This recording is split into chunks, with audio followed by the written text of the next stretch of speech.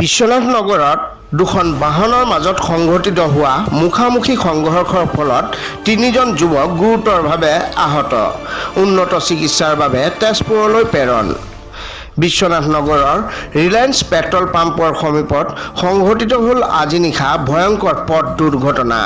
এখন মটৰচাইকেল আৰু স্কুটি চালকৰ মাজত মুখামুখি সংঘৰ্ষৰ ফলত সংঘটিত হয় এই পথ দুৰ্ঘটনা। মটৰচাইকেল আৰু স্কুটি চালকসহ তিনিজন যুৱক গুৰুতৰভাৱে আহত হয় এই পথ দুৰ্ঘটনাত। লগে লগে বিশ্বনাথ চাৰিআলি সদৰ আৰক্ষী থানাৰ দল দুৰ্ঘটনাস্থলীত উপস্থিত হৈ দুৰ্ঘটনাগ্ৰস্ত হোৱা যুৱক কেইজনক আৰক্ষীৰ গাড়ীতে উঠাই বিশ্বনাথ চাৰিআলি অসামৰিক চিকিৎসালয়ত লৈ আনে যদিও যুৱককেইজনৰ অৱস্থা অতি গুৰুতৰ হোৱাৰ বাবে চিকিৎসকে তিনিজন দুৰ্ঘটনাগ্ৰস্ত যুৱককেই উন্নত চিকিৎসাৰ বাবে তেজপুৰলৈ প্ৰেৰণ কৰে।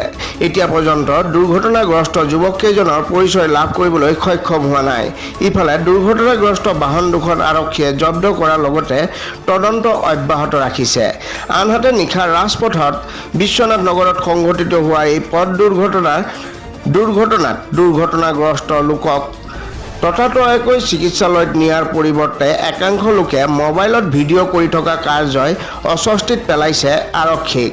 এনে তৎকালীন সময়ত উপস্থিত জনসাধাৰণে মোবাইলত ভিডিঅ' কৰাতকৈ দুৰ্ঘটনাগ্ৰস্ত লোকৰ চিকিৎসাৰ ব্যৱস্থা কৰালে কাৰোবাৰ প্ৰাণ বচোৱা কাৰ্যই বহু শ্ৰেষ্ঠ।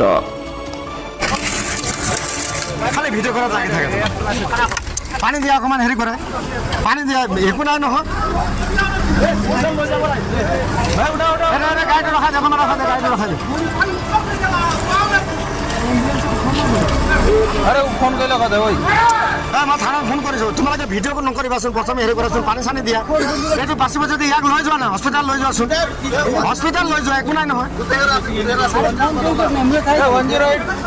108 মাতা, ফটাফট মাতা, ইয়াক উঠাই লোৱাচোন, ইয়াক উঠাই লোৱা। খালি ভিডিঅ' কৰাত কিয় লাগি থাকা তোমালোকে? ইয়াক এৰি চাইড কৰাচোন, ইটো বাচি আছে নহয়, ই চেঞ্চলেছে হৈছে, ইয়াক আৰে উঠাই দিয়ে। কওকচোন অকণ। এই তেল ভৰাবলৈ গৈ আছিলোঁ ৰিলায়েন্সত।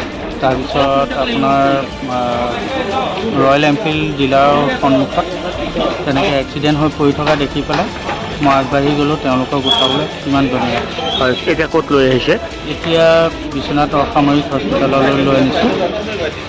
পেচেণ্ট ভিতৰতে আছে। মানে কিহৰ লগত এক্সিডেণ্ট হৈছে গম পাইছে নেকি? বাইকে এক্সিডেণ্ট হৈছে। বাইক আৰু স্কুটি এখনৰ লগত এক্সিডেণ্টটো হৈছে। কেইজন মানুহ?